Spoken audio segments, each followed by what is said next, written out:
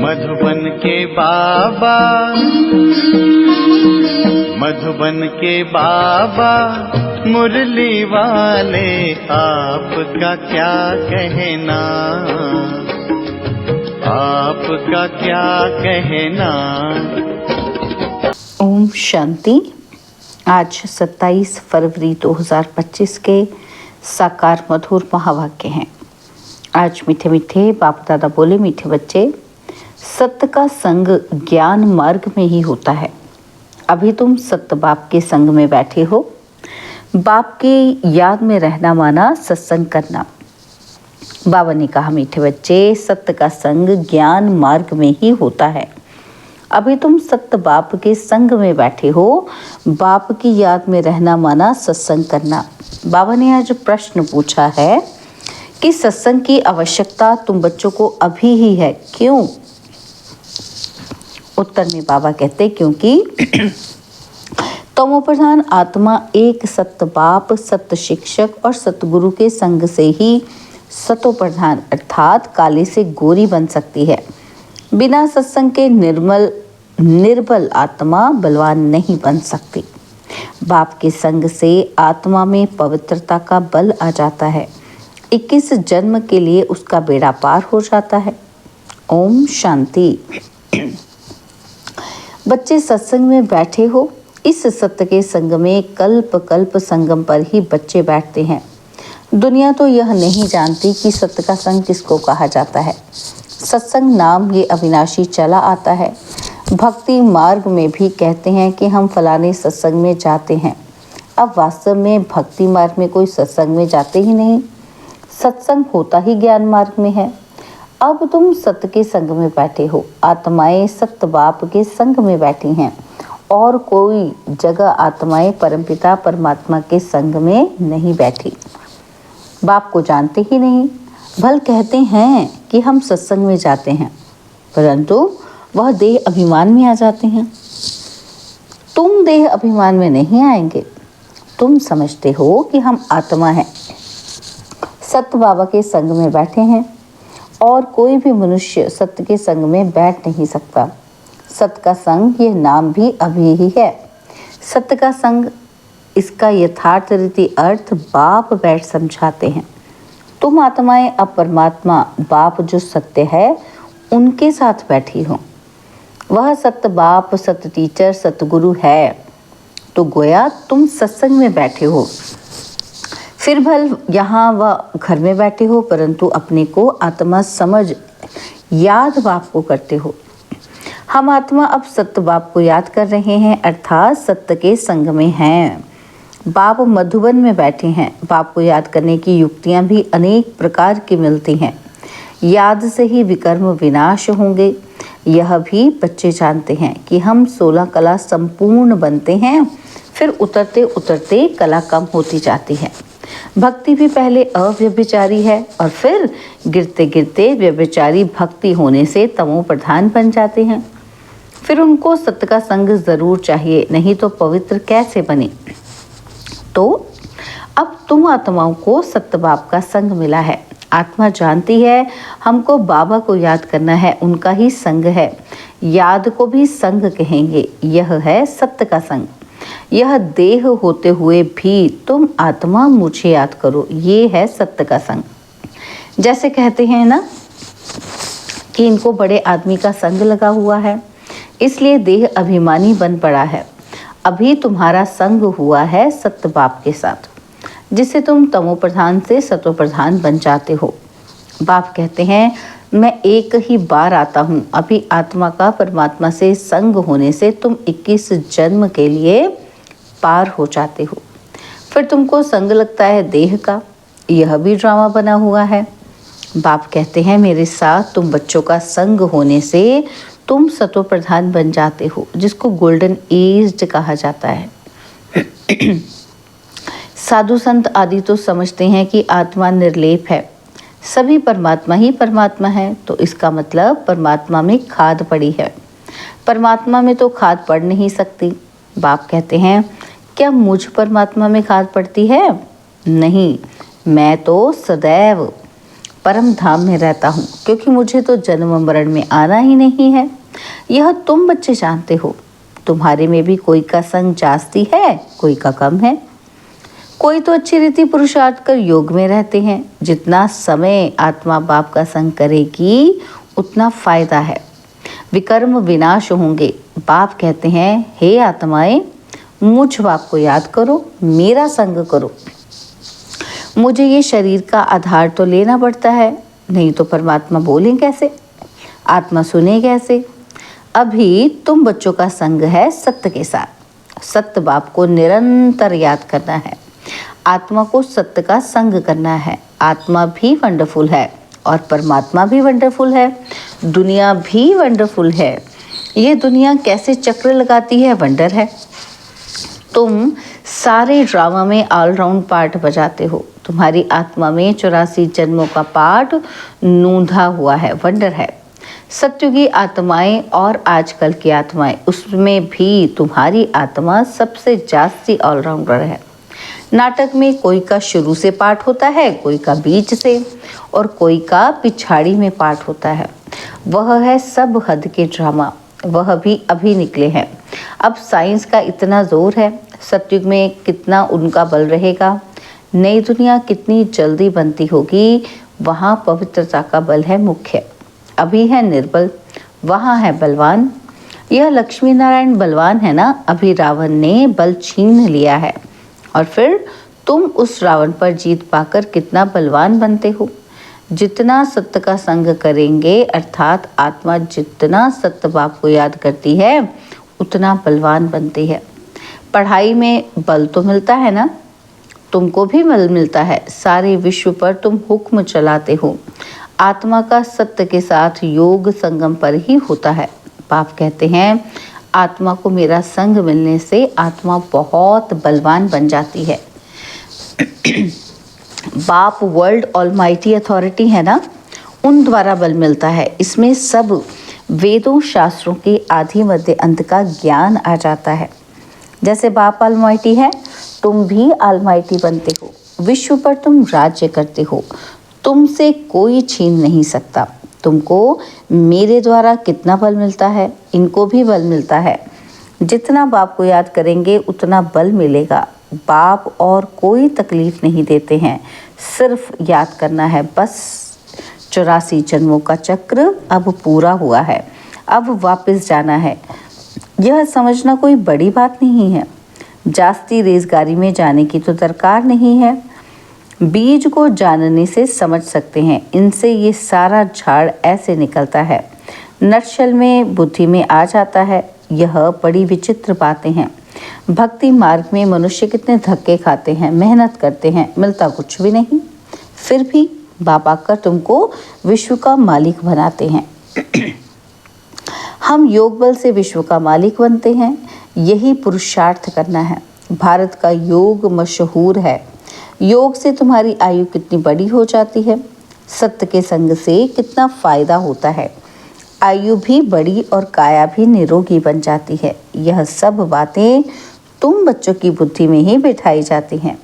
और कोई का भी सत्य के साथ संग नहीं है, सिवाय तुम ब्राह्मणों के। तुम प्रजापिता ब्रह्मा की संतान हो, दादे पोत्रे हो, तो इतनी खुशी होनी चाहिए ना कि हम दादे पोत्रे हैं। वर्षा भी दादे से मिलता है, यही याद की यात्रा है। बुद्धि में यही सिमरन रहना चाहिए। उन सत्संगों में तो एक जगह जाकर बैठते हैं, वहाँ वह बात नहीं, यहाँ वह बात नहीं। ऐसे नहीं कि एक जगह बैठने से ही सत्य का संग होगा, नहीं। उठते बैठते चलते फिरते हम सत्य के संग में हैं। अगर उनको याद करते हैं तो, याद नहीं करते तो देह अभिमान में है। देह तो असत्य चीज़ है ना, देह को सत्य नहीं कहेंगे। शरीर तो जड़ है, 5 तत्वों का बना हुआ, उनमें आत्मा नहीं होती तो चुरपुर ना हो। मनुष्य के शरीर की तो वैल्यू है नहीं, और सबके शरीर की वैल्यू है। सौभाग्य तो आत्मा को मिलना है कि मैं फलाना हूँ।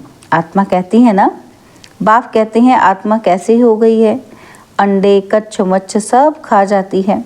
हर एक भस्मासुर है, अपने को आपे ही भस्म करते हैं। कैसे? कामचिता पर बैठकर हर एक अपने को भस्म कर रहे हैं तो भस्मासुर ठहरे ना। अभी तुम ज्ञान चिता पर बैठ देवता बनते हो। सारी दुनिया काम चिता पर बैठ भस्म हो गई है, तमो प्रधान काली हो गई है। बाप आते हैं बच्चों को काले से गोरा बनाने, तो बाप बच्चों को समझाते हैं कि देह अभिमान छोड़ अपने को आत्मा समझो। बच्चे स्कूल में पढ़ते हैं, फिर पढ़ाई तो घर में रहते भी बुद्धि में ही रहती है ना, तो यह भी तुम्हारी बुद्धि में रहनी चाहिए। यह है तुम्हारी स्टूडेंट लाइफ। एम ऑब्जेक्ट सामने खड़ी है, उठते बैठते चलते बुद्धि में ये नॉलेज रहनी चाहिए। यहाँ बच्चे आते हैं, रिफ्रेश होते हैं, युक्तियाँ समझाई जाती हैं कि ऐसे ऐसे समझाओ।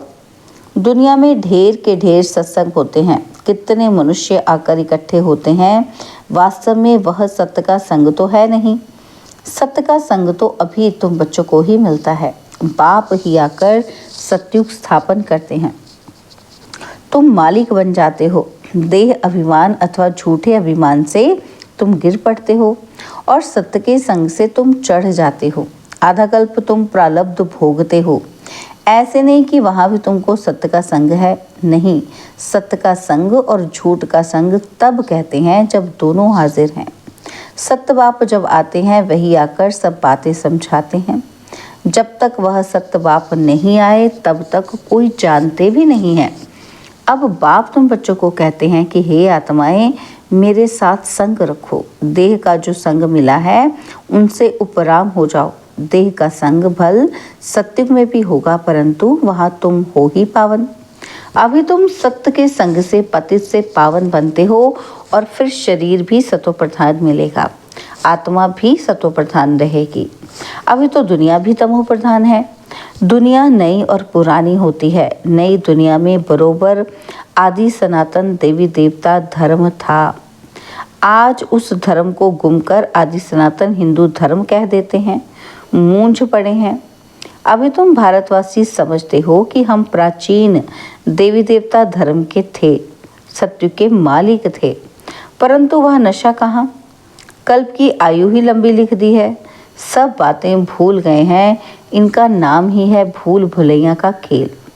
अभी सत्य बाप द्वारा तुम सारी नॉलेज जानने से ऊंच पच पाते हो और फिर आधा कल्प बाद नीचे गिरते हो, क्योंकि रावण राज्य शुरू होता है।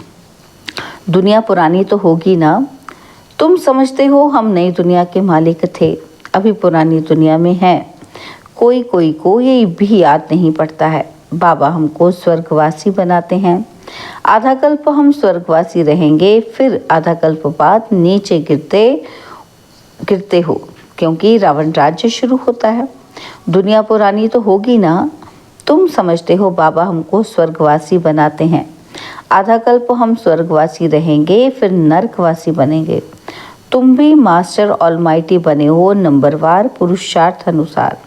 यह है ज्ञान अमृत का डोज। शिव बाबा को ऑर्गन्स मिले हैं पुराने, नया ऑर्गन्स तो मिलता ही नहीं, पुराना बाजा मिलता है। बाप आते भी वानप्रस्थ में ही हैं। बच्चों को खुशी होती है तो बाप भी खुश होते हैं। बाप कहते हैं हम जाते हैं बच्चों को नॉलेज दे रावण से छुड़ाने। पाठ तो खुशी से बजाया जाता है ना, तो बाप बहुत खुशी से पाठ बजाते हैं। बाप को कल्प कल्प आना पड़ता है, यह पाठ कभी बंद नहीं होता है। बच्चों को बहुत खुशी रहनी चाहिए। जितना सत्य का संग करेंगे उतना खुशी होगी। याद कम करते हैं इसलिए इतनी खुशी नहीं रहती है। बाप बच्चों को मिल्कियत देते हैं। जो बच्चे सच्चे दिल वाले हैं उन पर बाप का बहुत प्यार रहता है। सच्चे दिल पर साहिब राजी रहते हैं। अंदर बाहर जो सच्चे रहते हैं बाप के मददगार बनते हैं, सर्विस पर तत्पर रहते हैं, वही बाप को प्रिय लगते हैं। अपने दिल से पूछना है कि हम सच्ची सच्ची सर्विस करते हैं, सच्चे बाबा के साथ संग रखते हैं। अगर सत्य बाबा के साथ संग नहीं रखेंगे तो क्या गति होगी। बहुतों को रास्ता बताते रहेंगे तो ऊंच पद भी पाएंगे।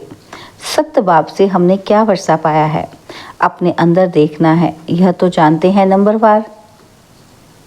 बाबा कहते ये तो जानते हैं कि नंबरवार हैं, कोई कितना वर्षा पाते हैं, कोई कितना पाते हैं, रात दिन का फर्क रहता है।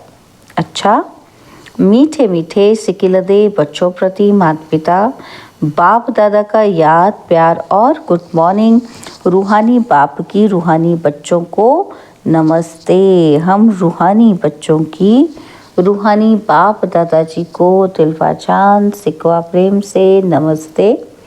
ओम शांति। प्यारे बाबा, मीठे बाबा, मेरे बाबा, शुक्रिया बाबा, शुक्रिया बाबा, शुक्रिया। धारणा के लिए मुख्य सार है। पहला पॉइंट है, तुम्हें जो इस देह का संग मिला है, इस संग से उपराम रहना है, सत्य के संग से पावन बनना है। सेकंड पॉइंट है, इस स्टूडेंट लाइफ में चलते फिरते बुद्धि में नॉलेज घूमती रहे, एम ऑब्जेक्ट को सामने रख पुरुषार्थ करना है, सच्चे दिल से बाप का मददगार बनना है। बाबा ने आज वरदान दिया कि अव्यभिचारी और निर्विघ्न स्थिति द्वारा फर्स्ट जन्म की प्रारब्ध प्राप्त करने वाले समीप और समान भव।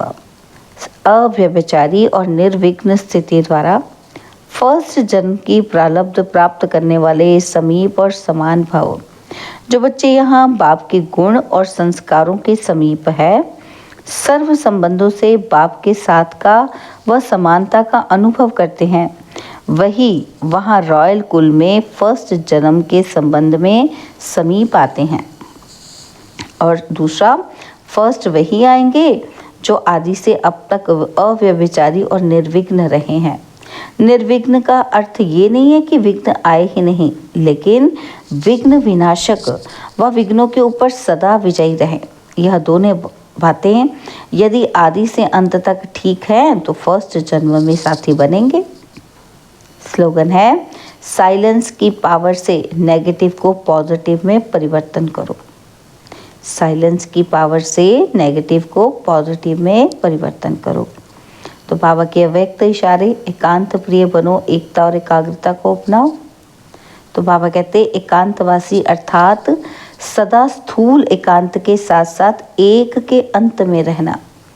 एकाग्रता की शक्ति से किसी भी आत्मा का मैसेज उस आत्मा तक पहुंचा सकते हो, किसी भी आत्मा का आवाहन कर सकते हो, किसी भी आत्मा की आवाज़ को कैच कर सकते हो और किसी भी आत्मा को दूर बैठे सहयोग दे सकते हो। ओम शांति।